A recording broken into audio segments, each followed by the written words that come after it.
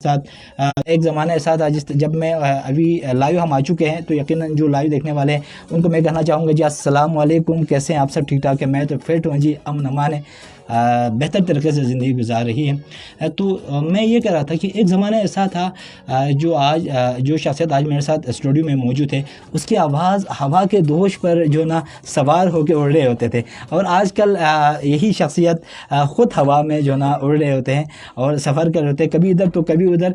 तो बड़ी मुश्किल से हमने ढूंढ ढांड के निकाले, कई सालों के बाद उसकी आवाज़ जो उनके जो फॉलोअर्स है उन तक जारी होगी एफएम के ज़रिए, हवा के दोष के ज़रिए।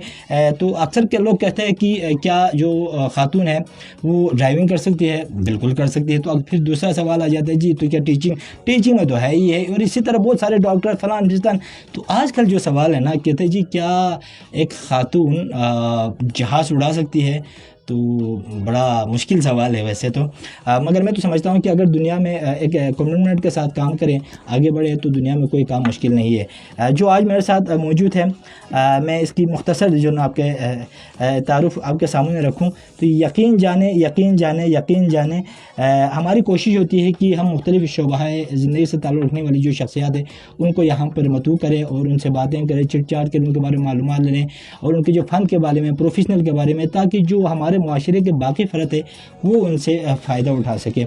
आज जो मेरे साथ स्टूडियो में तशरीफ़ रखती है मोहतरमा ऐमन आमिर साहिबा, यकीन जाने सब खुश हुए होंगे जो सुन रहे एफएम सुनने वाले।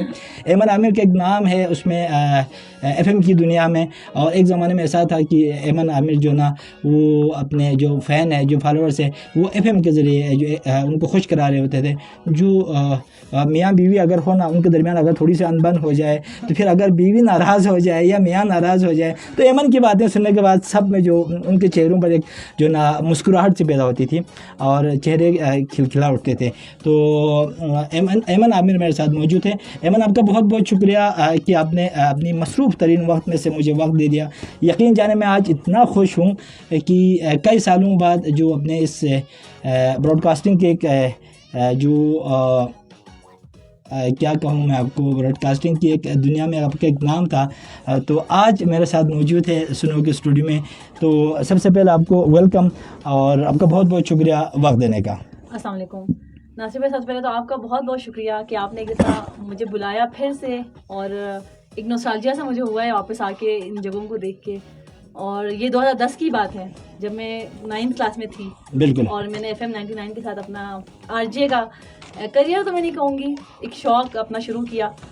और ना सिर्फ FM 99 GB बल्कि रेडियो पाकिस्तान के लिए उर्दू खबरें भी पढ़ी हैं। वो भी एक बड़ा अच्छा, वो तो मुझे आज आके वो टाइम अपना दोबारा याद आया, हालांकि उसको बड़ा अर्सा हो गया, उसको 14 साल हो गए हैं, आज भी कल की बात मुझे लग रही है। तो वो भी एक टाइम था। और नासिर भाई, आप मैं वैसे मसरूफ़ तो इस तरह से नहीं थी, लेकिन ज़ाहिर है बच्चों के साथ और ज़िंदगी में एक इंसान को टाइम निकालना मुश्किल हो जाता है। लेकिन आपने क्योंकि मुझे बुलाया, तो आप तो मेरे भाई हैं, जैसे आपको मना हम कर नहीं सकते। ये आपकी मोहब्बत है, खुलूस है, आपको मना नहीं कर जो आप इस तरह समझ रहे हैं। बहुत बहुत शुक्रिया। अच्छा ऐमन, क्या समझते हैं कि जो कहते हैं ना कि लड़कियां ड्राइविंग में बहुत कच्ची होती है, आप तो माशाल्लाह से जहाज़ उड़ा रहे हैं। नासिर भाई, पता है आपको, ये बहुत 1990 की बात, 1980 की बातें हो गई हैं। अब तो लड़का लड़की ये कोई बात ही नहीं है। मतलब मेरी नज़र में मैं हमेशा से एक बहुत प्रोग्रेसिव इंसान रही हूँ। मेरी कभी भी रिग्रेसिव सोच थी नहीं।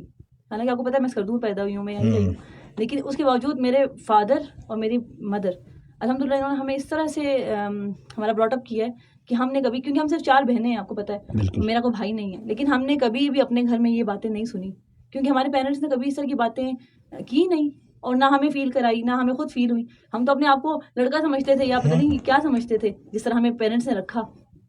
अब वही सोच जो माँ बाप ने दी, इसमें सबसे बड़ा क्रेडिट आपके माँ बाप को जाता है। बिल्कुल, इस पे कोई शक आपके नहीं। मेरे माँ बाप ने जो मुझे सोच दी, वो आज तक मुझे लगता है एक बहुत प्रोग्रेसिव सोच है, और वो सिर्फ बचपन में नहीं, अभी तक। आपको याद है जब FM 99 शुरू हुआ स्कर्दू में नया नया, कोई लड़कियां जाने को तैयार नहीं थी FM पे। ये नहीं कि लड़कियों को शौक नहीं था, माशरे का एक प्रेशर, लोगों का प्रेशर और एक डर हमेशा लड़कियों के साथ था कि यार हम जाएंगे तो लोग पता नहीं क्या कहेंगे, और वाकई लोग छोड़ते तो नहीं आपको।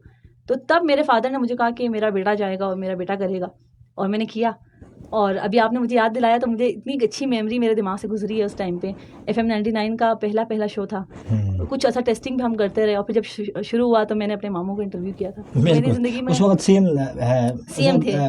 जो हमारे शाह साहब थे वो सीएम थे और वो रेडियो FM 99 का इफ्तिताई प्रोग्राम था और वो मेरे मामू ने किया था। तो वो मेरे लिए बहुत एक अच्छी मेमोरी मेरे दिमाग में है। क्या महसूस करते हैं आप उस वो यादों को याद करते हुए? अभी आप क्या महसूस करें उस वक्त जब आपने स्टार्टिंग किया था? वो जरा एक स्टार्टिंग जरा कर लीजिए ना। आपके सवाल के पहले मैं जवाब दूँ। आप कह रहे हैं ना क्या महसूस किया? जब मैं उन चीज़ों को याद करती हूँ नासिर भाई, सिर्फ और सिर्फ अपने माँ बाप का शुक्र अदा करती हूँ और अल्लाह का तो जाहिर है सबसे पहले, और माँ बाप का, क्योंकि उन्होंने हमें, कहते हैं ना कि मेरे माँ बाप ने मुझे उड़ना नहीं सिखाया, लेकिन उन्होंने मेरे पर नहीं काटे। बिल्कुल, क्या बात है। मैं चाहती थी मैं उड़ूं तो मेरे माँ बाप ने मुझे कभी नहीं कहा कि नहीं तुम लड़की। ऐसी कोई बात हमारे घर माशरे में हुई होगी मुझे नहीं पता, लेकिन जब घर में नहीं होती तो वो चीज़ें आपको इतने इफेक्ट नहीं करती। बिल्कुल ऐसी बात है। चीज़ें आपको इफेक्ट करती हैं उन लोगों के मुंह से जो आपके लिए मैटर करते हैं। मेरे माँ बाप, मेरी बहनें, मेरे ख़ानदान वाले। अगर वो, मेरी ज़िंदगी में 3 मर्द हैं नासिर भाई, मैं अभी आपको थोड़ी पहले भी बता रही थी। मेरे बाबा, मेरे मामू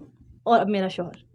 तो मुझे तीनों इतने प्रोग्रेसिव मर्द मिले ज़िंदगी में कि मैंने अभी तक मेरी ज़िंदगी में कुछ बदला नहीं है। मैं कहूँ कि मेरी शादी के बाद ये बदल, बल्कि शादी के बाद मैं और खुद मुख्तार हो गई हूँ। इन तीनों में से अगर आपको एक को चॉइस करने का वो बताए तो आप किसको चॉइस करेंगे? ये कितना मुश्किल सवाल है। तीनों मेरे ख्याल में अभी तीनों देख रहे हैं। मामू तो पता नहीं देख रहे हैं, लेकिन बाबा शायद देख रहे हैं और मेरे अली, मेरे मियाँ तो देख रहे हैं। सही बात। मैं अब मुश्किल है ये चूज़ करना, क्योंकि तीनों अपनी अपनी जगह पे बहुत अहमियत रखते हैं। मेरे बच्चों का बाप मेरे लिए बहुत ज़रूरी है, मेरा अपना बाप भी मेरे लिए बहुत ज़रूरी है, मेरे मामू मेरे लिए बहुत ज़रूरी है। लेकिन इन तीनों मर्दों का और मेरी मामा का, मेरी अम्मी भी एक बहुत प्रोग्रेसिव सोच की खातून है। बल्कि वो मुझे बताती हैं कि जब वो छोटी थी तो रेडियो पाकिस्तान में नज़में पढ़ती थी। तो मेरी अम्मी, आप यकीन करेंगे, उर्दू में 90s में जब कोई ड्राइविंग नहीं करता था मेरी अम्मी ड्राइव करती थी। और आज तक कितने साल हो गए ज़िंदगी में, नहीं फलाही कामों का हवाले से भी इसको बहुत ज़्यादा। और मेरी अम्मी ने आज तक कोई एक्सीडेंट नहीं किया माशाल्लाह से।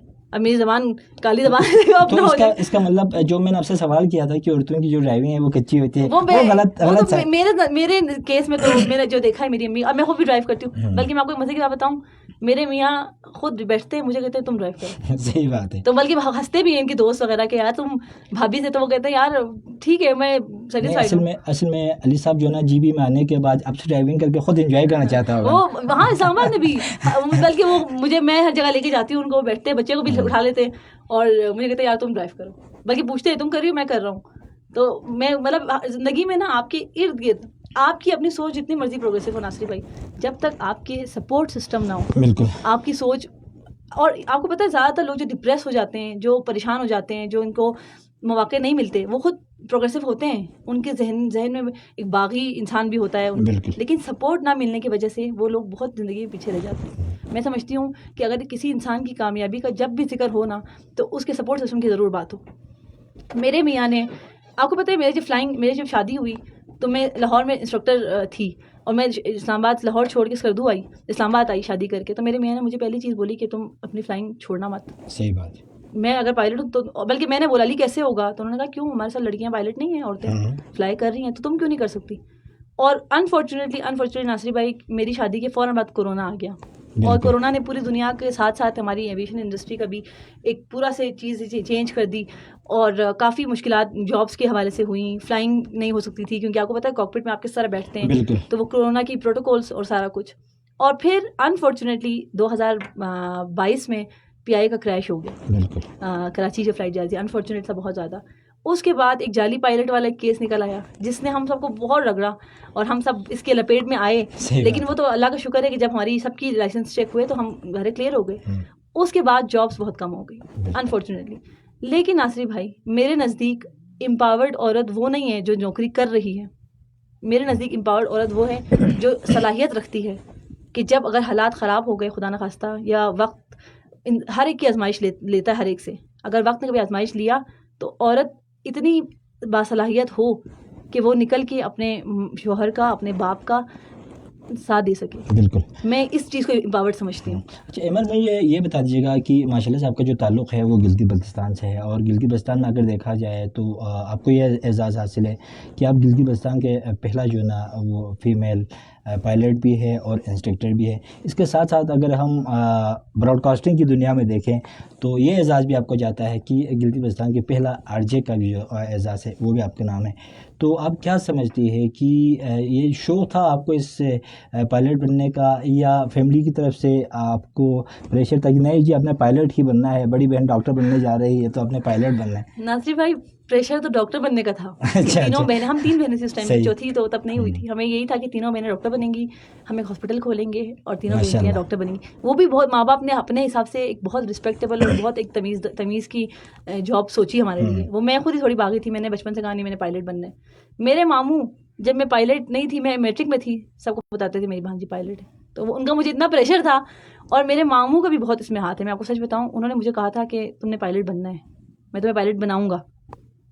एक मतलब एक होता है आपको डर कि यार मामू लोग क्या सोचेंगे, लेकिन मेरे मामू भी एक बहुत प्रोग्रेसिव इंसान है, आप जानते बिल्कुल हैं। बिल्कुल। उनकी सोच रिग्रेसिव नहीं है, वो अपने बच्चों के लिए भी, हमारे लिए भी। ज़ाहिर है हमारे ख़ानदान में बड़े हैं तो उनकी ज़ाहिर से है हमारे ख़ानदान में। उसके अलावा नासिर भाई, आप जो वो पूछ रहे हैं ना एफएम का, मुझे शौक नहीं था एफएम का कभी भी। सही। बातें बनाने का तो बहुत शौक था और आती भी थी बातें बनानी। अब थोड़े कम हो गए। अभी भी बना दिया? अब तो नहीं, अब तो बच्चे बातें, हमारे बच्चे बातें बनाते हैं।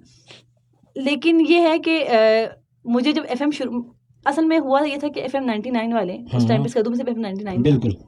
हमारे स्कूल आए हुए थे, और मैं होस्ट करती थी स्कूल का हर फंक्शन। सही। तो आगाबाज साहब मेरे बाबा के पास आए और उन्होंने कहा कि आमिर साहब, हम ऐसे ऐसे एफएम शुरू कर रहे हैं और बल्तिस्तान की लड़कियां नहीं आएंगी घरों से बाहर। अगर आप अपनी बेटी को भेजेंगे तो एक लड़कियों के लिए एक पाथवे होगा, एक रास्ता होगा जिस पे और लड़कियां आएंगी। तो मेरे फादर उस दिन रेडियो खरीद के ले आए। सही है। मेरे घर में रेडियो नहीं था, ये जो रेडियो होता है फ़ोन के अलावा जो रेडियो, सही बात है। मेरे फादर वो लेकर आए। और आपको पता है मेरा 9th का एग्ज़ाम था, 9th का रिज़ल्ट था 2 बजे, और 4 बजे मेरा पहला शो था। और मेरी अम्मी ने मुझे कहा अगर तुम फेल हुई ना तो तुम फिर नहीं जाओगी शो करने। और फिर वो मेरे इतने अच्छे नंबर आ गए, 90+ आ गई थी। तो वो दिन मेरे लिए बहुत अच्छा दिन था मेरी ज़िंदगी का। 7 जुलाई 2012 की बात है ये, बल्कि 10 भी नहीं, 2012 की बात है। 7 जुलाई मुझे इस तरह से याद है, मेरे बाबा की बर्थडे थी। मैं बल्कि आपसे भी केक भी लेकर आई थी। सही है। जो मुझे अब ये चीज़ें देख के याद आ रहे हैं। सारी ये चीज़ें आपके माइंड में होती हैं, बिल्कुल, लेकिन बिल्कुल। वक्त के साथ साथ इतनी और चीज़ें आपको ऑक्यूपाई कर लेती हैं आपके दिमाग को कि वो पीछे दब जाती हैं। बिल्कुल ऐसा लेकिन ही जब है। मौका आता है, अभी जब मैं गेट से इंटर हुई तो मुझे टाइम याद आ रहा था जब मैं कासिम नसीम के साहब के साथ बैठ यहाँ पे के न्यूज़ पढ़ने आती थी। रेडियो पाकिस्तान में उर्दू खबरें पढ़ती थी शाम को। और वो मुझे कहते थे अमन तुम्हारी उर्दू बड़ी साफ़ है। हालांकि मैंने इतना सीखा उनसे, कितनी गलतियाँ थी जो मैंने उनसे सीखी। सही बात। तो मैं ये क्रेडिट उनको ज़रूर दूंगी, और आगाबाज साहब को मैं ज़रूर अपनी ज़िंदगी का क्रेडिट दूंगी कि उन्होंने मुझे कॉन्फिडेंस बहुत दिया। बिल्कुल सही बात। और एफएम आपको देख के मुझे आज इतनी खुश, मेरा दिल कर रहा है दोबारा से कोई शो करूँ खुद। नहीं, हम आपको दावत देते हैं। मैं यहाँ होती नहीं, वरना मैं ज़रूर करती। लेकिन मुझे इतना अच्छा लग रहा है ये स्टूडियो वाला, मैंने बड़ा अच्छा किया, 3-4 बिल्कुल। महीने किया, और कंसिस्टेंसी के साथ किया। मतलब हर रोज़ ये प्रोग्राम होता था हमारा, ऑलमोस्ट स्कूल के बाद मैं चली जाती थी, और बड़ा अच्छा टाइम था। अभी आपने मुझे इतना कुछ याद दिला मैंने दिया। आपसे जो सवाल किया था ये जो पायलट क्या वाला अच्छा था। हाँ, आपने सवाल किया था पायलट का। मुझे ज़िंदगी में 2 चीज़ों का शौक है हमेशा से। सही। एक फ्लाइंग का, बचपन से। अब मुझे नहीं पता क्यों, लेकिन मुझे था कि फ्लाइंग करनी है। हालांकि ऐसा भी नहीं कि मैंने किसी को देखा था अपनी ज़िंदगी में जो पायलट थी लड़की, मैंने कभी कोई देखी ही नहीं थी, पता ही नहीं था कि किस तरह पायलट बनते हैं। सिर्फ एयरफोर्स का पता था कि एयरफोर्स से। कोई रोल मॉडल था आपका? नहीं, पता ही नहीं था कौन पायलट है, कौन किस तरह बनते हैं। वही एयरफोर्स के जो पायलट जो आते थे हमारे यहाँ, जब हम एयरफोर्स के बेस पे जाते थे पिकनिक के लिए स्कूल की तरफ से, तो वही जो फ्लाइंग होती थी वही देखते थे। और दूसरा, मुझे टीचर बनने का बहुत शौक था। मतलब मेरी ज़िंदगी में अगर 2 शौक मैं कहूँ तो, क्योंकि मुझे टीचर बनने का बहुत शौक था। मैं समझती हूँ कि टीचिंग एक ऐसा प्रोफेशन है जिसकी बहुत इज्जत है, क्योंकि ये रसूलुल्लाह का प्रोफेशन था। बिल्कुल। वो भी मौलम थे, और ये ऐसी जॉब, क्योंकि मैंने अपनी ज़िंदगी में अपनी टीचर्स की बहुत रिस्पेक्ट की है। जहाँ भी मुझे मिल जाए मेरे उस्ताद, तो मैं खड़े होकर उनको सलाम करती हूँ। सही। उनसे बहुत प्यार भी है। लेकिन जिन्होंने अपनी ज़िंदगी में जो अपने टीचर्स की जो इज्जत की है ना, वो आज कामयाब है। वैसा है बिल्कुल। और आज के दौर में हालांकि मैं देखती हूँ बच्चे नहीं करते, हालांकि कुछ समझते ही नहीं है टीचर्स को तो, लेकिन हमारे टाइम में शायद ऐसा नहीं था। मैं इतनी पुरानी नहीं हूँ वैसे, लेकिन हमारा टाइम कुछ बेहतर था।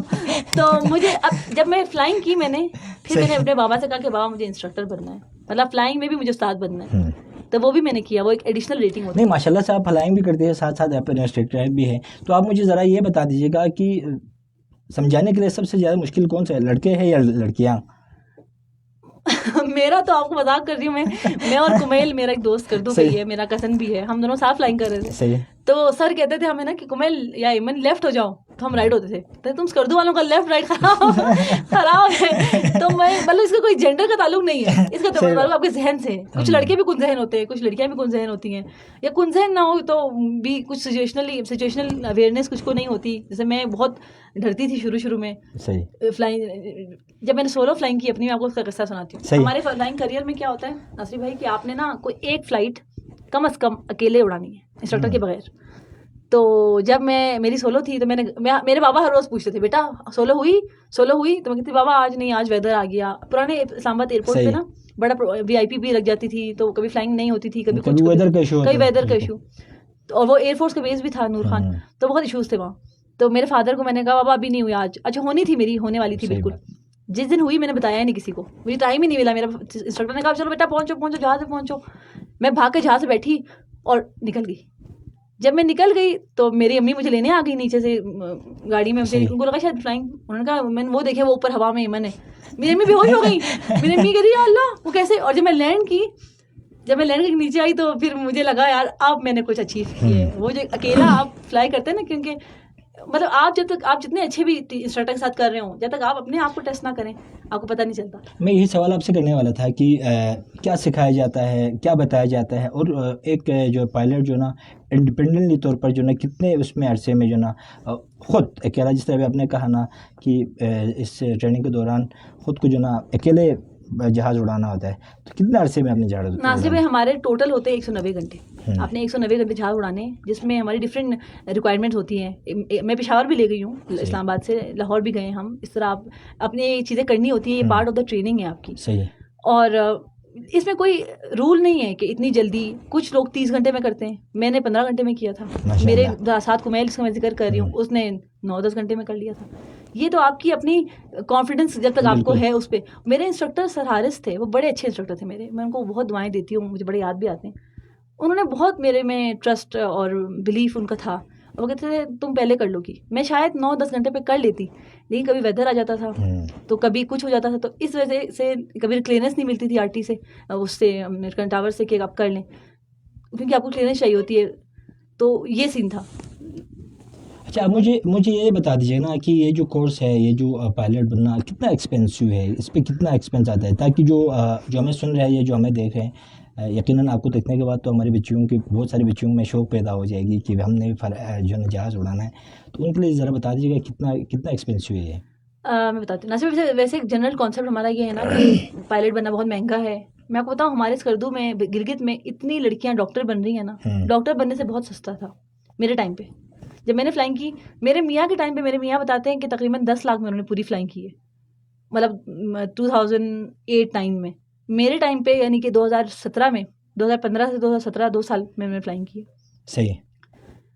25 से 26 लाख रुपए तब खर्चा था टोटल, एग्जाम्स मिला के और सारा। लेकिन अब नासिर भाई ऐसे हो गया है कि हमारे पेपर्स आउटसोर्स हो गए हैं। अब पाकिस्तान में पेपर्स नहीं होते, अब UK में पेपर्स होते हैं, तो आप पाउंड्स में फीस देते हैं पेपर्स की। तो फ्लाइंग तो एक्सपेंसिव हो ही गई है, क्योंकि एविएशन फ्यूल बहुत एक्सपेंसिव हो गया है। हमारा दौर अच्छा दौर था। सही। ये जो अभी जो 2018 के बाद दौर आया, अभी तो आप कह रहे मैं इतने पुराने नहीं हूँ, फिर आप कह रहे क्या हमारी आप मेरी उम्र का अंदाजा लगा सकते हैं इस तरह कैलकुलेट करके। तो जब हमारी फ्लाइंग थी 2015 से 2017, मतलब मैंने FSC की बात डायरेक्ट फ्लाइंग शुरू की थी। आप यकीन करेंगे नासिर भाई, अगर आपको बताऊं कि मेरे माँ बाप मुझे छोड़ने भी नहीं गए फ्लाइंग क्लब, इस्लामाबाद भी नहीं गई, मैं अकेली खुद गई हूँ। जेब में मेरे बैग में पैसे लेके अपनी इनिशियल फीस। उसे कितने पैसे लेके गए थे? पता नहीं, कोई 5 लाख होंगे अल्लाह जाने इस टाइम पे कितने थे। और माँ बाप का मतलब इतना ट्रस्ट कि कोई साथ भी नहीं किया। कि होता है हमारे पेरेंट्स जाते हैं छोड़ने पहले दिन, खुद ही जाके अपना एडमिशन कराया, खुद ही जाके यूनिफॉर्म खरीदा, खुद ही जाके दर्जी को दिया, खुद ही शुरू कर ली फ्लाइंग। और फिर पेरेंट्स मेरे बाद में आए बेचारे, ज़ाहिर है। और फिर मैंने कहा मामा मैं अकेले कैसे रहूँगी यहाँ, तो बेचारे आए, वहाँ कुछ ऐसे के शिफ्ट भी हुए, मामा बेचारी आई, बड़ा किया। ड्राइवर फरमान भाई हमारे साथ थे मेरे, आप जानते हैं, ग्रेट इंसान है, वो मेरे साथ थे। तो उन्होंने हमारी जर्नी देखी है सब कुछ। लेकिन अभी मैं जॉब इसलिए नहीं कर रही हूँ नासिर भाई, क्योंकि मेरी बच्चियाँ बहुत छोटी। ये मैंने अपने लिए चूज़ की है। मैं अगर इंस्ट्रक्टर कोर्स जॉब करना चाहूँ तो आज भी अपने फ्लाइंग क्लब में जहाँ से मैंने फ्लाइंग की मैं कर सकती हूँ, ये लाहौर जाके कर सकती हूँ। अच्छा अमन, कभी कोई ऐसा हुआ है कि कोई गलत बटन दबाया?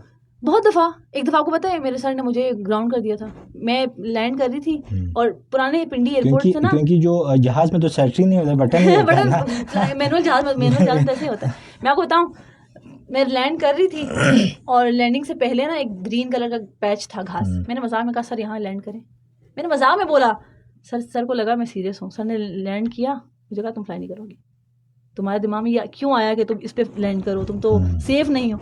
और मैंने सिर्फ मजाक किया उनको, और मैंने कहा सर मैं मजाक कर रही थी। कहते नहीं बेटा आपने ये किस सर आपने, सर ने लिखा भी कि इसने ना सुसाइडल थॉट आया है इसको, कह रहे यहाँ खुदकुशी नहीं करनी। सर मैं मजाक कर रही थी आपसे, मतलब इतना प्रोफेशनली आपको मैं पता है इमेच्योर थी बहुत ज़्यादा, मैंने थोड़ा सा इस तरह एक्ट किया। यकीनन उस दौर में तो बंदे को जो ना गलतियाँ इंसान करता है। मैं आपको बता रही हूँ, उन्होंने कहा लेफ्ट, मैंने राइट मोड़ लिया। और ये आपको पता है आप जब जहाज उड़ा रहे होते हैं तो नीचे से रडार पे आपका जहाज मॉनिटर हो रहा होता है। आपको जो हेडिंग दी गई है ना जिस पे आपने उड़ना है, उससे आप थोड़े से भी इस तरफ हुए ना तो नीचे से फिर आपको कॉल आ जाती है कि आप गलत जा रहे हैं।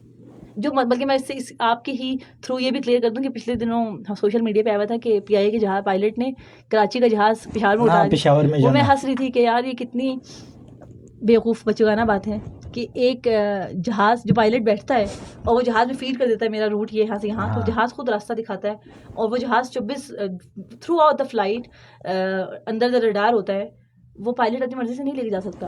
आप ज़रा भी यहाँ हो जाएं तो वो आपकी इंक्वायरी खुल जाती है और आपको मतलब पहले तो बताते वार्निंग दे देते हैं कि आप इस तरह गलत कर रहे हैं। वो तो वेदर आ गया था, तो वेदर की वजह से जहाज़ जो है वो डाइवर्ट हुआ पेशावर। तो मेरे बहनें कहती तुम जवाब लिखो। मैं कहती यार मैं इस बचगाना बात का जवाब भी क्या लिखूं। अब किस सोशल मीडिया पे किन किन बंदों से जो ना वहाँ पर लड़ते रहे, किससे लड़े आप, और पता नहीं लोगों को जो आम इंसान है। मैं तो पायलट हूँ तो मुझे पता है, मेरे मियाँ पायलट है तो मुझे पता है। अब इन लोगों को तो अच्छा दूसरा आप मुझसे पूछ रहे थे इम्पावरमेंट का, क्या मैंने जॉब का मुझसे सबसे पहले पूछ रहे थे। फिलहाल जॉब मैंने अपनी फैमिली को चूज़ किया अपनी जॉब के ऊपर, अपने बच्चों को, कि मेरे बच्चे बहुत छोटे हैं, या मेरे मियाँ को घर बैठना होगा बच्चों के साथ या मुझे। अब इसमें मैं ये समझती हूँ कि कोई जेंडर बेस नहीं है कि मैं औरत हूँ तो मैं बैठूंगी, ये नहीं है।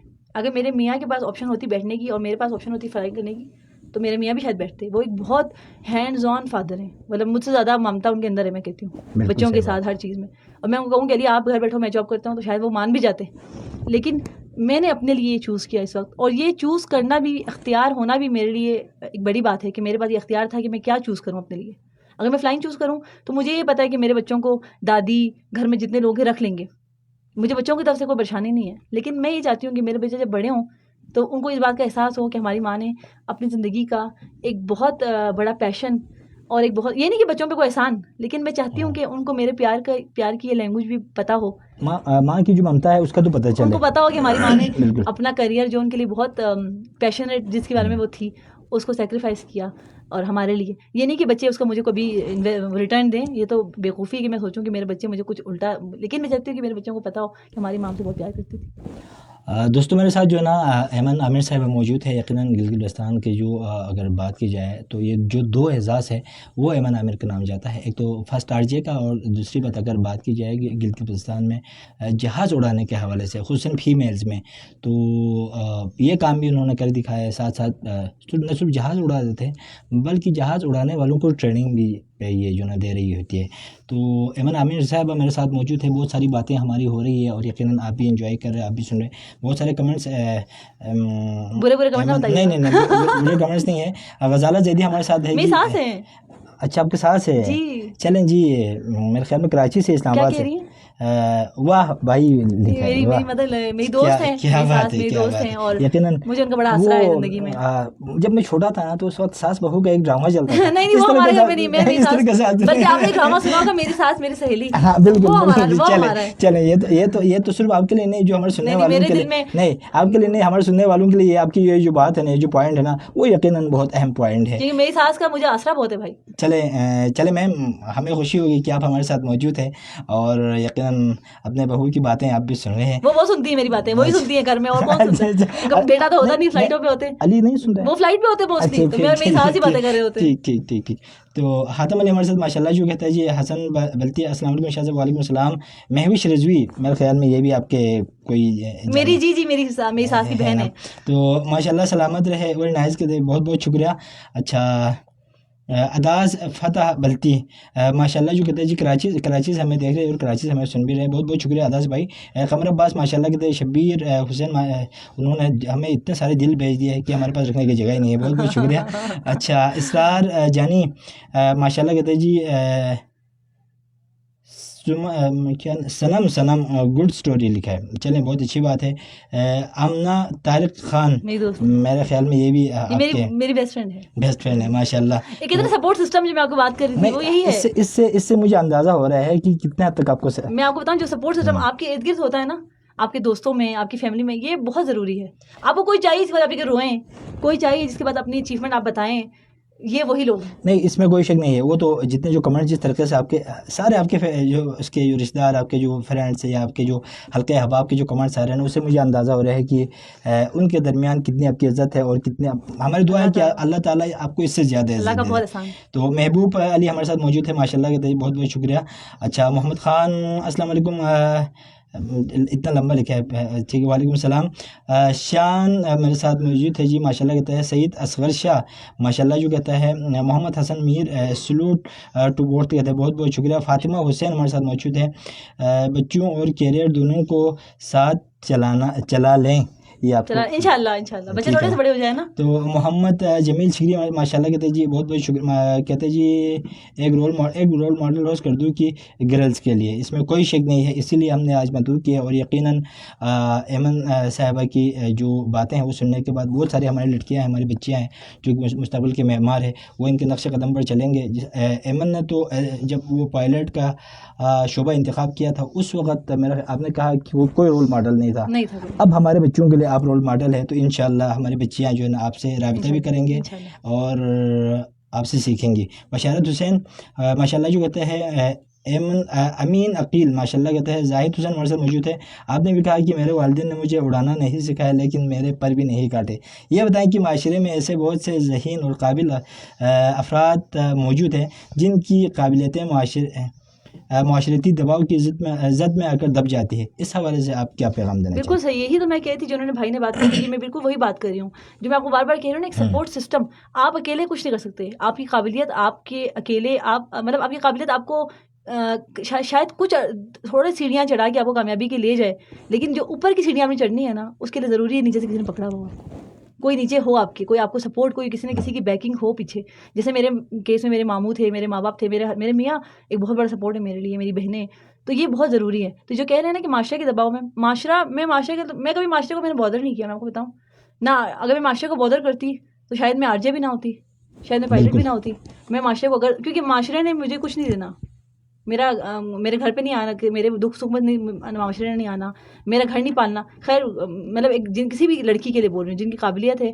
हर इंसान ने अपनी ज़िंदगी खुद बनानी है, हर इंसान ने अपने लिए हर चीज़ खुद करनी है। लोग वो गाना भी है ना, लोगों का काम है कहना। नहीं एमन बात ही कुछ तो लोग तो अगर आप जो 24 घंटा मस्जिद में बैठ कर नमाज भी पढ़ते रहे तब भी कहेंगे ये तो मस्जिद से निकलते नहीं, इसके लिए कोई और काम नहीं है। आपको पता है लोग आपको किसी हालत में नहीं छोड़ेंगे, बिल्कुल नहीं छोड़ेंगे। अच्छा मोहम्मद मुस्तफ़ा हमारे साथ मौजूद माशाल्लाह कहते हैं। आरिफ हुसैन हमारे साथ मौजूद है। Wonderful discussion Nasir sahab tell her to establish a flying club at Skardu. बहुत पैसा चाहिए, बहुत महंगा, बहुत ही मुश्किल है। तो मैं मतलब ये 10,000 साल में सोच सकती हूँ इस तरह कुछ करने। नहीं आप कर सकते हैं अगर आप सोचें तो मैं खुद कर दूं, मैं नहीं रहती अब भाई। हाँ ये बात तो है, मगर स्कर्दू की लड़कियों के लिए कुर्बानी तो आपको आप देनी है। दुआ करें, आप सबकी दुआओं से अल्लाह मुझे इतना दे कि मैं ये कर सकूं, जरूर, क्यों नहीं इंशाल्लाह। हसू शिकरा हमारे साथ मौजूद है माशाल्लाह। ख्वाब देखने में कोई हर्ज नहीं है, ख्वाब बड़े देखने चाहिए। बिल्कुल, जिस तरह ओबामा ने भी कहा था, dream big to live big. बिल्कुल। तो हसू शिकरा हमारे साथ मौजूद है माशाल्लाह, जो ज़बरदस्त प्रोग्राम कहते हैं। अनिला बुखारी ये भी मेरे ख्याल में आपके ही जो हल्के अहबाब से ही है। कहती है एमन API आप बहुत अच्छी हैं। एमन आपी लिखे, एमन आपी आप बहुत अच्छी है। अच्छा बहुत से प्यार आपको, ऐसा कुछ लिखा है मेरे ख्याल में। अनिला आपको प्यार मोहब्बत से लिखा है, तो चलें अनिला बहुत बहुत शुक्रिया। इमरान अली माशाल्लाह लेडी पायलट लिखा है, बहुत बहुत शुक्रिया इमरान भाई। और यकीनन गिलबिस्तान की फ़ख्र है, गिलबिस्तान की शान है। तो sir I enjoyed your conversation very much. I also liked एमन वर्स वेरी मच। ये Thank you. लिखा है जी सनम ने। बहुत बहुत शुक्रिया सनम, थैंक यू। आप लोगों का आप लोगों की मोहब्बत है, आप लोगों का खुलूस है। मुर्तज़ा अली माशाल्लाह जो फ्रूट लिखा है, बहुत बहुत शुक्रिया मुर्तज़ा भाई। हफीज़ुल्लाह माशाल्लाह कहता है। Saira Hussain what a beautiful evening, ये मेरी दोस्त है। सो प्राउड ऑफ यू एमन लिखा है। सायरा के नाम आए तो मैं आपको सायरा को थोड़ा बताती चलूं। बिल्कुल सायरा आप बताइए। को शायद आप जानते हैं, मुझे नहीं पता। सायरा जाहिद, जी सायरा जाहिद की बात करें, वो खुद मेरे सायरा लिए जाहिद भी जो ना वो भी एक अलग वो मेरे लिए एक रोल मॉडल है, मैं आपको बताऊं। बिल्कुल। मतलब अगर मैं समझती हूँ ना कि हमारी लड़कियों ने वाकई कुछ हट के की है, तो सायरा ने वाकई में बहुत। और सायरा की सोच, मेरे इस क्लास फेलो है सायरा, नहीं मैं स्कूल आपको कॉलेज से, बताऊं और वो तब से ही बहुत प्रोग्रेसिव थी। आपके प्रोग्राम के बाद हमने सायरा को ही बुलाना है। जरूर बुलाएं, हाँ। जरूर बुलाएं, she is a wonderful lady. क्योंकि वो अगर देखा जाए तो बल्चिस्तान की लड़कियों के लिए, खुसूसन लड़कियों के लिए एक रोल मॉडल है। बिल्कुल है, बिल्कुल है। उसने एक साइकिल क्लब खोल दिया है, मुझे जहाँ जी तक जी, मुझे बहुत अच्छी बात है। उसको शौक खुद भी था, तो उसने बिल्कुल। लोगों के लिए, उसके केस में भी ना उसके फादर का हाथ है। इसमें कोई शक नहीं है। हमारे इलाके के लोग बहुत अच्छे हैं, मैं आपको बताऊं। एमन असल में बात ये है ना कि जिन जिन के जो पेरेंट्स ने अपने बच्चियों को जो ना थोड़ा पुशअप किया है ना, या उनके साथ कोऑपरेट किया है, वो आज कामयाब है। आप देखें ये सायरा के जो एक दो और बहनें हैं, इशरत है जी जी, साथ में कनीज़ है, हाँ डॉक्टर हैं, डॉक्टर कनीज़ बिल्कुल है। बिल्कुल। तो इसी तरह आप है, आपकी जो बड़ी बहन है मैं तो सुमन बल्कि मजाक करती हूँ कि मुझे क्यों बुलाते हैं, मेरी बड़ी बहन को बुलाएं, असल हीरो तो वो है। नहीं उनको भी हम बुलाएंगे इंशाल्लाह। वो परसों वाकई हमने हीरो है। परसों हमने प्रोग्राम में को तरतीब दिए थे, मगर उसमें वो बेचारी मेरी तरह सोशल नहीं है ना, इसलिए उसको ज्यादा वो नहीं होता, लेकिन वो असल हीरो तो वो है। नहीं असल में हमारे जो अभी तो DHQ से हट के मेरे ख्याल में RHQ हो गए ना। जी जी, उसकी इतनी सारी मुश्किलात है, वो अभी RHQ में ही है। जी जी जी जी, है ना, RHQ में। वहाँ से नहीं निकल वो सकती। एक दिन में 14 15 ऑपरेशन कर रही है। बिल्कुल ऐसा ही बताती है। है मुझे। तो इससे पहले जब चिलास में थी तो वहाँ पे भी। चिलास के लोग जब सुमन के जब ट्रांसफ़र हो गए थे ना, तो चिलास के लोग रो रहे थे, आपको जी, पता है? उन्होंने कहा था हम एहतजाज करेंगे, हम सड़कों पे आ जाएंगे अगर यहाँ गई। मुझे पता है, मगर मैं सुमन को नहीं जानता जितना मैं आपको जानता हूँ, मगर मुझे इतने बारे में पता है। तो चलें, ग़ुलाम नबी आज़ाद हमारे साथ माशाल्लाह जो बहुत ही अच्छी टॉपिक है, बहुत बहुत शुक्रिया। अलीना बुखारी दोबारा अलीना बुखारी हमारे साथ आई है जी। तो इसके अलावा नजमुद्दीन अस्सलाम वालेकुम, आशिक हुसैन हमारे साथ मौजूद, माशाल्लाह कहते हैं सलामत रहे। शब्बीर हमारे साथ मौजूद है, वज़ीर सादिक हमारे साथ मौजूद है। नजमुद्दीन अस्सलाम वालेकुम, आपके शेयर्स कर दो से प्रोग्राम सुनो चैलेंज है, बहुत अच्छी बात है। सईद इजलाल हमारे साथ मौजूद है, बहुत बहुत मुबारक हो पहले खातून पायलट बनने पर, आपको मुबारकबाद दी है। तो पुरानी बात हो गई लेकिन। हाँ शहजादा कासिम माशाल्लाह जो कहते हैं ग़ुलाम Nabi Azad Eman ma'am you are role model for our girls लिखा है। बहुत बहुत शुक्रिया। इसरार जानी हमारे साथ मौजूद है, यू आर ग्रेट, बहुत बहुत शुक्रिया। मुनव्वर अब्बास हमारे साथ मौजूद है। रमेशा चौधरी, ये भी मेरे ख्याल में ये मेरे फॉलोअर होंगे कोई इंस्टाग्राम। हाँ बिल्कुल, या आपके इंस्टाग्राम के फॉलोअर होंगे, या हो सकते हैं आपके कोई जो ना कोर्समेट होंगे, हो सकता है, बिल्कुल हो सकता है। ठीक है ना। कितना अर्सा हो गया वैसे आपको कोर्स कंप्लीट करके? मुझे 9 साल।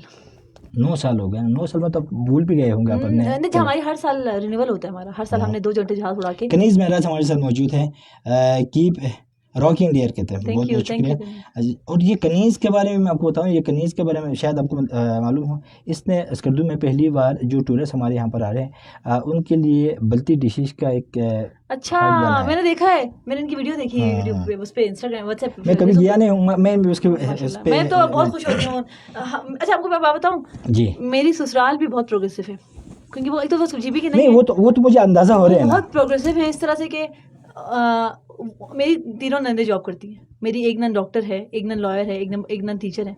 तो मतलब मेरी ससुराल भी बहुत प्रोग्रेसिव है। या तो होता ना आपकी एक, आप खुद की सोच प्रोग्रेसिव हो, फिर आपकी शादी हो जाए, फिर आप कहें यार, तो मुझे अक्सर लोग कहते हैं आपने शादी के बाद फ्लाइंग नहीं की शादी के बाद। तो ये मैं फिर वही कहूँगी ना, ये मेरी पर्सनल चॉइस थी। बिल्कुल ना, मुझे मेरे पेरेंट्स की तरफ से कोई प्रेशर था, ना मेरे ससुराल की तरफ से। तो मैं ये समझती हूँ कि ये आपके अपने हाथ में नहीं है, ये अल्लाह की तरफ से आप पे रहमत है, ये अल्लाह का करम है कि आपको ऐसे लोग मिलें जो आपकी, जिनसे आपकी सोच मिलती है। बिल्कुल सही बात है। जिनकी तंग जहन ना हो, आपकी तरह ही सोचते हों, आपकी तरह ही हम ख्याल लोग हों, तो फिर इस तरह की चीज़ में आप और उभरते हैं। एक पौधा होता है ना, एक पौधा भाई, जब उसको राइट एनवायरनमेंट मिलता है तो वो पौधा उभर के खिल के आता है। और जब अगर वो नहीं आ रहा पौधा खिल के, तो पौधे की सलाहियत पे शक नहीं कर सकते। जिस माहौल में वो पौधा है, उस माहौल में वो मसला है, उस माहौल को बदलने की, और उस ज़मीन पे शक किया जा सकता है, उस ज़मीन पे शक किया जा सकता है, उस माहौल पे शक किया जा सकता है, उसको जो आप खुराक दे रहे हैं उस पे शक किया जा सकता है। पौधे की सलाहियत पे आप शक नहीं कर सकते, क्योंकि पौधे तो सारे एक जैसे होते हैं। ये माशरे उस पे, इन्वायरमेंट पे और गार्डनर पे, तो एक अच्छा गार्डनर मिल जाए और एक अच्छा इन्वायरमेंट मिल जाए तो मेरे ख्याल से हमारे कहते हैं ना, नहीं है ना उम्मीद इकबाल अपने किश्तवीरा से, जरा नाम होते हुए मिट्टी बड़ी ज़रख़ेज़ है। और हमारे जीबी में आपको जो सुनने वाले हैं हमारे लोग, उनको बताती चलूँ कि जितने प्रोग्रेसिव लोग हमारे जीबी में है ना, ये कहीं पे भी नहीं है। हमारे यहाँ लड़कियों को लड़कों से ज़्यादा अहमियत दी जाती है। मैं बल्कि मजाक करती हूँ ना, मैं अपनी इन लोगों को बताती हूँ ससुराल में कि हमारे यहाँ जो लड़की वाले होते हैं ना, वो अपर हैंड होते हैं। जिन्होंने लड़की दी शादी करके, वो कहते हैं हमने अपनी बेटी दी है तो हम ऊपर हैं। हालांकि ये पूरे पाकिस्तान में ऐसा कहीं नहीं है, ये सिर्फ हमारे यहाँ पे है कि जिन्होंने बेटी दी है ना, उनका ज़रा एहतराम ज़्यादा होता है। तो हमारे यहाँ पे तो वो माशरा हमारा है माशाल्लाह से, और अल्लाह करे ऐसे रहे और बल्कि इससे बेहतर हो जाए, जहाँ पे लड़कियों को बहुत ज़्यादा ट्रस्ट पेरेंट्स करते हैं। मैं बता रही हूँ ना, मेरे ख़ानदान में मेरे शायद भाइयों कज़न्स के पास फ़ोन नहीं था, हमारे पास था। जब हम छोटे थे हमारे पास मोबाइल फ़ोन, जब 2006 में मोबाइल फ़ोन आया, हम हुंजा में पोस्टेड थे, तो मेरी बहन के पास 8 क्लास में मोबाइल था और 6 क्लास में मेरे पास भी मोबाइल था। एस्कॉम की सिम्स थी हम दोनों के पास, और तब किसी के पास भी फ़ोन नहीं था, और हमारे बाबा ने हम दोनों को ला के दिया था। खपलू में हम थे, मेरे पास फ़ोन था, मुझे अभी तक याद है, नोकिया का। तो यानी कि ये पेरेंट्स जब अपना नोकिया के 3310 वाला फ़ोन तो नहीं था? 3310 से बेहतर था। अच्छा, कलर वाला था, 3310 था, कोई कलर वाला कोई बेहतर फ़ोन था, मुझे याद है। बाकी मेरी बहन के पास बड़ा अच्छा फ़ोन था, सोनी रिक्सन का, वो बड़े वाला बड़ा अच्छा फ़ोन था, जिसका एंटीना भी होता था, वो ऐसे घूमता था चारों तरफ, वो बड़ा अच्छा था। और बल्कि उसके पास तो फिर आईफोन भी आ गया था, जो शुरू का आईफोन था मेरी बहन के, बड़ा मोटा सा। तो मेरे पास वो मुझे वही ना, आप जब बात कर रहे हैं ना आज प्रोग्रेसिव होने की और आज़ाद ख्याल होने की, तो हमारे लोग, मैं कभी भी नहीं कहूँगी कि हमारी लड़कियों को कोई स्ट्रगल है। न सिर्फ अगर मैं कहूँगी हमारी लड़कियाँ स्ट्रगल कर रही हैं तो ये थोड़ा झूठ होगा। बिल्कुल कोई स्ट्रगल नहीं है लड़कियों को, लड़के ख़ानदान, बल्कि अगर लड़कियाँ बोले ना पढ़ना है तो माँ बाप खुश हो जाते हैं, अपनी ज़मीनें बेच के पढ़ाते हैं। सही बात है, ऐसा ही है हमारे यहाँ तो ऐसा है ना, आपको पता है, माँ बाप कभी नहीं कहते हाँ शादी करो, प्रेशर, ये प्रेशर होते हैं लड़कियों पे, बेशक होते हैं, लेकिन पढ़ो मत, ये कोई भी नहीं कहता। आप देखिए लड़कों से ज़्यादा हमारे यहाँ लड़कियाँ पढ़ी लिखी हैं, डॉक्टर्स भी ज़्यादा लड़कियाँ हैं, टीचर्स भी ज़्यादा लड़कियाँ हैं, हर शोबे में हमारी औरतें बहुत आगे हैं। बिल्कुल। तो मैं तो ये कभी नहीं कहूँगी कि हमारा तालीम के लिहाज से अगर देखा जाए ना, तो पाकिस्तान के किसी भी शहर से गिलगित बल्तिस्तान और खुसूसन बल्तिस्तान पीछे नहीं है, ज़्यादा है, बल्कि सबसे आगे है, आगे है। मैं आपको बताऊँ, अच्छा इमन, मैं यही जानना चाह रहा हूँ आपसे कि जब मैंने भी देखा है कि जब भी जहाज़ उड़ा रहे होते हैं तो उसमें सिर्फ एक पायलट नहीं, 2 पायलट होता है। क्या दोनों काम कर रहे होते हैं या एक ख्याल रख रहे होते हैं कि किस तरह? अच्छा नहीं, ये मेरे यहाँ अगर ऐसा होता तो आपको ज़्यादा सही से गाइड करती, क्योंकि वो उस तरह से नहीं, किसी ना आप मुझे मौका देना कि ताकि मैं आप दोनों के साथ। अच्छा, मेरे मियाँ की खास बात यही कि वो खुद पीछे रह के मुझे आगे आगे करते हैं। नहीं दोनों के साथ वो इतने बोलने की बहुत शौकीन है, लेकिन इतने सोशल वगैरह नहीं है, लेकिन इंशाल्लाह कभी मौका मिला जरूर। नहीं, आप भी आरजे है और मैं भी कोशिश हम दोनों मिलकर, ठीक है, 5 साल से मैं डरी ले रही हूँ मैं क्या बता रही थी आपको, हाँ 2 कॉकपिट में इसलिए पायलट होते हैं, एक तो एक टीम वर्क होता है, कभी कभी 4 भी होते हैं, पता है आपको, कभी कोई 4 भी होते हैं, कभी कोई इंजीनियर बैठे होते हैं। सही। वो इसलिए अव्वल तो पहली बात तो हमारी अपनी कॉमन सेंस, एक आम इंसान को भी ये समझ आती है कि अगर खुदा खासा एक को कुछ हो गया तो दूसरा संभाल ले, इससे एक कॉमन सेंस में दिमाग में ये वजह भी हो सकती है, लेकिन मेन वजह ये कि वो एज अ टीम काम करते हैं, वो डिवाइड कर लेते हैं, वर्क लोड ज़्यादा किसी एक पे नहीं होता। कप्तान और जो फर्स्ट ऑफिसर होता है, उन दोनों की रिस्पॉन्सिबिलिटीज़ बराबर होती हैं। सही। एक सेक्टर कप्तान कर ले, वापसी पे फर्स्ट ऑफिसर कर लेता है, इस तरह होता है, इसलिए 2 होते हैं। और आपको पता है मज़े की बात, जो 2 पायलट्स होते हैं ना, उनका खाना भी जैसा नहीं होता, दोनों का खाना अलग अलग मिलता है, ताकि अगर एक का अगर पेट खराब हो जाए खुदा न खास्ता, या कोई फूड पॉइजनिंग हो जाए तो दूसरा सही हो। तो ये भी मतलब मैं आपको इतना सेंसिटिव मामला ये। और आप जो भी कॉकपिट में बात कर रहे होते हैं, जो भी कप्तान और पायलट आपस में बातें करेंगे, सब कुछ रिकॉर्ड हो रहा होता है, तो आपको पता होगा, ब्लैक बॉक्स में होता है वो। तो खुदा ना खास्ता अल्लाह ना करे कभी ऐसे हालात आए कि वो सुनने पड़े, लेकिन वैसे आपको बता रही हूँ कि ये अभी आपने देखा, आपने जो क्रैश हुआ था उसको फॉलो किया था,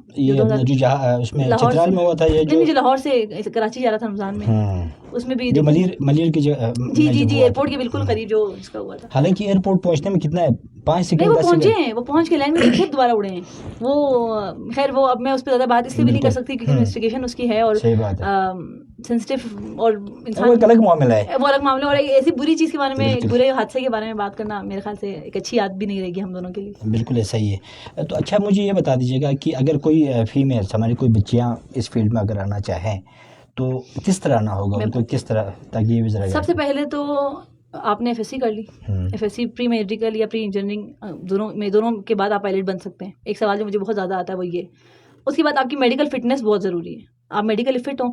हमारे फ्लाइंग में, एविएशन चाहे वो एयरफोर्स का हो चाहे वो कमर्शियल फ्लाइंग हो, फिटनेस बहुत ज़रूरी है। क्लास 1 मेडिकल होता है, इकाओ की तरफ से, वो आपको उस पर फुलफिल होना होता है। आपकी मतलब आपकी सारी जो इनकी रिक्वायरमेंट्स हैं, लिमिटेशंस हैं, आप उनके उसमें आते हो पूरे। उसके अलावा नासिर भाई फिर आपने फ़्लाइंग क्लब में एडमिशन लेने होते हैं। फ़्लाइंग क्लब इस्लामाबाद में 2 हैं, कराची में 2-3 हैं, लाहौर में 3 हैं, फैसलाबाद में 1 है और मुल्तान में है, पेशावर में। आप किसी फ़्लाइंग क्लब में अपने आप को इनरोल करते हैं, आपके 14 एग्ज़ाम्स होते हैं, जो कि अब और मुश्किल हो गए। हमारे टाइम में मुश्किल थे, लेकिन अब और मुश्किल हो गए क्योंकि आउटसोर्स हो गए हैं। यूके से होता है पेपर, और उसके बाद आपको 190 घंटे जहाज़ उड़ाना है। 190 घंटे आपके होने चाहिए। वो जहाज़ की टाइमिंग इस तरह से होता है, टेक ऑफ से लेके लैंड करके जहाज़ बंद होने तक का टाइम आपको नोट करते हैं और फिर वो आपकी लॉग होता है। और वो आप जब फ्लाइंग कर रहे हैं तो वो टावर को भी पता है कि आप फ्लाइंग कर रहे हैं, आपके इंस्ट्रक्टर को खैर आपके स्कूल में तो रिकॉर्ड है ही है, और वो जितनी भी विसिनिटी में जितने जहाज़ हैं उनको भी पता है आप फ्लाइंग कर रहे हैं। तो एक बड़ा पता है, आप मुझे उसमें ले गए अपने फ्लाइंग वाले दौर में वापस ले गए। आज मैंने बड़े से फ्लाइंग की नहीं, बल्कि मुझे याद भी कभी कभी नहीं रहता कि मैं एक पायलट भी हूँ। बच्चों के साथ जिम्मेदारी में और इसमें इतनी मसरूफ़ हो गई हूँ कि मुझे कभी कभी भूल भी जाता है कि मैं पायलट भी हूँ। तो आप जैसे कुछ अजीज़ भाई याद दिला देते हैं, जिस तरह कि आज बड़ी अच्छी यादें मेरे वापस आई हैं, और बड़ी खुशी हो रही है मुझे सोच के कि यार मेरा इतना अच्छा टाइम गुजरा है। अच्छा, मुझे ये बताएं कि जहाज़ों की कितनी किस्में हैं, उनकी क्या नौइयत है? एक जेट है या अच्छा नासिर भाई, अगर आप गाड़ी सीखेंगे, मर्सिडीज पे नहीं सीखेंगे ना, नहीं, मेहरान पे सीखेंगे, ताकि नुकसान हो गया तो कम से कम नुकसान कम हो जाए। उसी तरह और जहाज़ों में भी एक मेहरान है, उसको सेस्ना कहते हैं, जो कि पूरी दुनिया में वही जहाज़, सिर्फ ये नहीं कि पाकिस्तान में, पूरी दुनिया में उस जहाज़ पे फ्लाइंग होती है। वो 2 सीटर भी होता है, 4 सीटर भी होता है। मैं दोनों की रेटिंग मेरे पास है। 2 सीटर भी होता है, 4 सीटर भी होता है। और सारे पायलट, दुनिया के जितने भी पायलट हैं, जो जितना बड़ा पायलट है, सब ने शुरू यही से की है। आप इसमें शुरू करते हैं 2 सीटर से, 4 सीटर भी है, उसमें मज़ा भी आता है। मैंने अक्सर दोस्तों को बिठा के ले भी गई हूँ, पीछे बिठा के। आप लेके जा सकते हैं परमिशन लेके। अच्छा, अभी तो इस वक्त आप जो ना फ्लाइंग नहीं कर रही मैं है, सब फ्लाइंग नहीं कर रही। कब तक जो ना फ्यूचर में, बहुत जल्द। कब तक दोबारा इस फील्ड में वापस आने का सोच रहे हैं? बहुत जल्द। फिर हमें भी लेके जाएंगे कहीं पे? हाँ इंशाल्लाह, क्योंकि क्या पता मैं सर्दो आ रही हूँ आपको लेके, कोई पता नहीं। मैं ये चाहती हूँ, मेरी बताए आपको जिंदगी में अब ये ख्वाहिश है। मैं आपको बताऊँ, इंसान वक्त के साथ साथ ना, मैं वो 15 साल की 14 साल की अहमद नहीं हूँ बिल्कुल, कि मैं जिसका पैशन सिर्फ फ्लाइंग था। अब फ्लाइंग के साथ मेरे बच्चे हैं, और मेरे हस्बैंड हैं, मेरे ससुराल है, मेरी और भी चीज़ें हैं, और भी जिम्मेदारियाँ हैं। तो मैं समझती हूँ कि कभी ज़िंदगी ने मौका दिया और मेरे बच्चे थोड़े बड़े हो जाएं तो वाई नॉट। जब मेरे पास हर तरह की सपोर्ट है, घर में भी हर तरह से मेरे लिए सपोर्ट करने वाली मेरी फैमिली है दोनों तरफ, तो क्यों नहीं, इंशाल्लाह ज़रूर फ्लाइंग करूँगी। और क्या पता, हो सकता है पीआई ज्वाइन कर लूँ और फिर सर्दू आया करें। हमारी नई ख्वाहिशात में एक दुआएं आपके साथ है। क्या पता किसी दिन आप गलती अनाउंसमेंट सुन लें जहाज़ में, यू नेवर नो। ये देखें, दुनिया में कोई चीज़ नामुमकिन नहीं है, हो सकता है, ठीक है ना। ख्वाब देखने में कोई हर्ज नहीं है। नहीं, ख्वाब हकीकत बदलने में वक्त भी नहीं लगते हैं। मैनिफेस्ट करें जो आप दुनिया में एनर्जी चाहते हैं ना अपने लिए, वो एनर्जी अपने अंदर से आप दुनिया को दें। मैं समझती हूँ नासिर भाई, आपको बात बताऊँ, दुनिया में कोई भी चीज़ ऐसे ही नहीं है। हर चीज़ के पीछे कोई साइंस है, कोई एनर्जी है, कोई लॉजिक है। मैं अगर कोई ख्वाब देख रही हूँ तो बिला वजह नहीं देख रही हूँ, कोई चीज़ है जो मुझे वो ख्वाब देखने में मजबूर कर रही है। बिल्कुल। और कहते हैं ना, शक्कर को शक्कर मिलता है। मैंने शायद मुझे इसीलिए ज़िंदगी में हर वो चीज़, मैं हमेशा सोचती थी यार मेरा जो शौहर हो ना, उसमें मेरे बाबा वाली क्वालिटीज़ हो, और मेरे हस्बैंड अली वो बिल्कुल ऐसे ही हैं जैसे मेरे अब्बू थे, प्रोग्रेसिव। काश अगर अली साहब भी आज हो यहाँ पे बताना तो बहुत मज़ा आता। जितनी तारीफें आप अली साहब की कर रहे हैं, ये तो वो देख के हैरान हो रहे हैं कि ये कहाँ से आ रही है, ये तो जिंदगी 5 साल में नहीं आई। चले, यावर मरगूब हमारे साथ मौजूद थी माशाल्लाह। यावर मरगूब को मैं जानती हूँ, ये भी आज थे। यावर नात खान है, नात खान है, मैं जानती हूँ, जीबी के हुज़ूर के टॉप क्लास के नात खान है। यावर मरगूब से कहते हैं जी माशाल्लाह, प्राउड टू जीबी कहते हैं। बहुत बहुत शुक्रिया यावर साहब। यकीनन मैं तो समझता हूँ अमन, जब मैं प्रोग्राम कर रहा होता हूँ ना, तो कोई उधर से मेरी आवाज़ अच्छी ही ना हो तो वहाँ से बोल रहे हैं कि आपकी आवाज़ अच्छी है, तो मुझे तो हौसला ही मिलता है ना, तो इसमें कोई शक नहीं है। तो इसके अलावा मोहम्मद नाजिम हमारे साथ मौजूद है। नाइज जो कहते हैं सुमन आमिर हुसैन, आपकी बहन है माशाल्लाह से। हेलो पायलट लिखा है आपको। हाय डॉक्टर। तो हाय डॉक्टर है यहाँ से कहेंगे, हाँ सर्जन है। यकीनन वो भी गिलगित बल्तिस्तान के जो ना एक एजाज़ उनके नाम पे भी है, जो फीमेल सर्जन है। बिल्कुल। तो जब बहुत काबिल है, बहुत काबिल। इसमें नहीं, जब यकीनन जब काबिल है तो चिल्लास उन्होंने रोना शुरू कर लिया था। आपको पता है मेरी ये बहन जिंदगी में प्ले ग्रुप से लेके एफएससी तक कभी सेकंड नहीं आई, मेरे लिए बहुत कंपटीशन था घर में, थर्ड आई है? कभी थर्ड आती थी, कभी सेकंड आती थी मैं, वो सेकंड में नहीं आई, अच्छा वो थर्ड आई है? सेकंड भी नहीं आई तो थर्ड तो फिर बाद में है ना। अच्छा ना, फर्स्ट मकसद मतलब मैं आई हूँ थर्ड, मैं अच्छा, थर्ड भी अच्छा, आई हूँ, मैं सेकंड भी आई हूँ, और उसकी वजह से इतना नहीं, प्रेशर था नहीं, मुझे। देखें सुमन भाजी आपको देख रहे हैं, अगर आपको बोले थर्ड आई फिर वो वो झूठ होगा फिर, जी, क्योंकि जी। वो भी आई नहीं है। और उसकी आपको पता है सारी ट्रेनिंग तक सब स्कॉलरशिप पे पढ़ा इसने। तो मेरे मामा मजाक करते हैं कि ये हमारी बेटी बहुत सस्ते में, ये एमन महंगे में पढ़ी है। चलें देखें, अल्लाह जो जिसके नसीब में जो होता है। और उसको आपको एक बात बताऊं, फिर वही बात, माँ बाप बचपन से इसको डॉक्टर सुमन कहते थे, 1-2 क्लास में डॉक्टर सुमन, ये इसने मैनिफेस्ट किया अपने लिए और उसको वो मिला है। यानी कि जो आप कुदरत से चाहते हैं ना, कुदरत आपको वही चीज देती है, बशर्ते कि आपके अंदर पैशन हो, जज्बा हो। मलाइका जाफर कहते हैं जी हमारा कमेंट्स पढ़ लीजिएगा। जो कमेंट्स मेरे सामने आ रहे हैं मैं पढ़ रहा हूँ। बहुत बहुत शुक्रिया आपका। सिद्रा वजीर माशाल्लाह, जो सो प्राउड ऑफ यू। एमन ये आबिद मेरी कहते हैं बड़ी बाजी है। अच्छा माशाल्लाह। Adnan Saleem, ma'am Eman and ma'am Suman both are the proud of Gilgit Baltistan. Ma'am Suman is doing her best for our society, बिल्कुल, इसमें कोई शक नहीं है। जिस तरह एमन की जो हल्का अहबाब है वो वैसी है, जिस तरह एमन ख़ुद ने पहले कहा है कि सुमन का इतना जो ना वो इतनी सोशल नहीं है, तो फिर लोग नहीं जानते, मगर उसकी खदमात बहुत ज़्यादा है इस खत्ते के लिए। और खुसूसन मैं क्या बताऊँ कि चिलास के लिए तो बहुत ज़्यादा है। बल्तिस्तान के बारे में तो मैं नहीं, यहाँ भी बहुत ज़्यादा है। बल्तिस्तान एमन बात है ना, बल्तिस्तान के लिए तो वो अगर वो ना करे तो फिर कौन करेगी? वो तो क्या होता है यहाँ के डॉटर ऑफ सॉइल है ना। अब चिलास में उसने इतनी खदमात दी है। अच्छा मैं आपको बताऊँ, मेरे मामू ने सुमन को एक बात कही हुई है कि सुमन, ये मामू सुमन से बहुत प्यार करते हैं इस तरह ना, उनको शर्त रखी हुई है कि सुमन तुमने ना गरीबों से पैसे नहीं लेने। माशाल्लाह, ये मेरे मामू ने इसको ताकीद की हुई है कि तुमने पैसे नहीं, तो वो बहुत से लोगों से पैसे नहीं लेती, क्योंकि मामू ने बताया हुआ है कि सुमन अगर तुमने ऐसा कर दो आके गरीबों से पैसे नहीं लेने। अच्छा वो उसका कोई क्लिनिक टाइम भी है? वो क्लिनिक में भी है, वो हुसैन क्लिनिक हॉस्पिटल ठीक वहाँ पे भी बाकी तो वो मेरे ख्याल में आरएचक्यू अस्पताल में। ठीक है, उससे हम एक अलग इंटरव्यू रखेंगे, आपके वसातत से मैं उसको बुलाऊंगा जरूर। बाकी अच्छा सुमन, मुझे ये भी बता दीजिएगा, जिस तरह हमने शुरू में बात की ना कि जब आप आरजे थे उस वक्त आपके इतने सारे लिसनर्स थे, आपके सारे फॉलोअर्स थे, तो वो दौर भी याद है?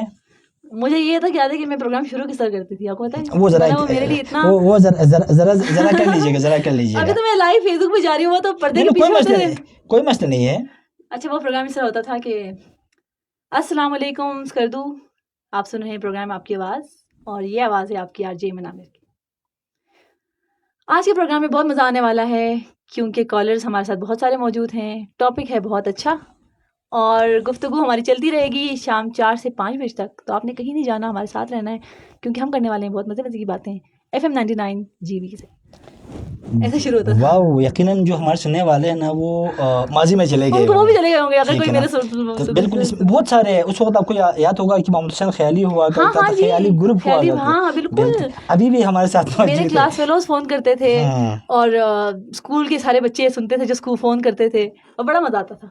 अच्छा मुझे ये बताइए, ये क्या अक्सर कहता है ना कि स्कर्दू से इस्लामाबाद का जो फ़िज़ाई जो फासला है वो 45 मिनट्स के है, तो ठीक 45 मिनट का होता है, या कभी 50, कभी 1 आवर्स? और साथ में ये बता दीजिएगा कि जो जहाज़ को स्पीड करना या इसके रिड्यूस कम करना वो पायलट का हाथ में होता है, या कंट्रोल या जिस कंट्रोल कर रहा होता है? पायलट के हाथ में होता है। पायलट जो होता है ना, कप्तान, वो जहाज़ का बाप होता है। उसकी ये तक अथॉरिटी है कि वो जहाज़ लेके जाएगा या नहीं। अगर वो कहे कि मुझे जहाज़ में कोई मसला लग रहा है, मैं नहीं लेके जाता, तो उसको कोई क्वेश्चन नहीं कर सकता। मेरे हस्बैंड, क्योंकि ज़ाहिर है वो, मैं खुद तो उस जेट्स बड़े बोइंग एयरबस वगैरह पे भी नहीं हूँ। मेरे हस्बैंड ज़ाहिर है वो ATR पे 4-5 साल रहे, फिर 7 साल एयरबस पे रहे, अब बोइंग पे पिछले 5 साल से, बोइंग 777 पे 6-7 साल से बल्कि।